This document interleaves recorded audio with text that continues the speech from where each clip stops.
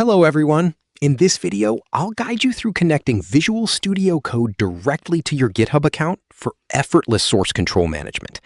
First, kick off the process by launching VS Code and clicking on the profile icon located at the absolute bottom left corner of your screen. From the pop-up menu, select the option to sign in with GitHub, which will immediately prompt your default internet browser to open up a secure authentication page. Go ahead and authorize Visual Studio Code to access your account, and your browser will quickly redirect you back to the editor with everything fully linked up. Now, look over at the left side activity bar and click on the source control icon, which resembles a small branching diagram. If you have an open project folder that isn't tracked yet, you will see an incredibly convenient button labeled Publish to GitHub.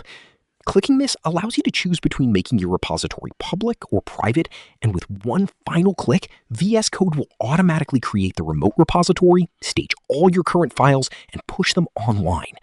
You can now commit and sync every future code update with a single click without ever touching a separate terminal window. Subscribe to the channel for more videos.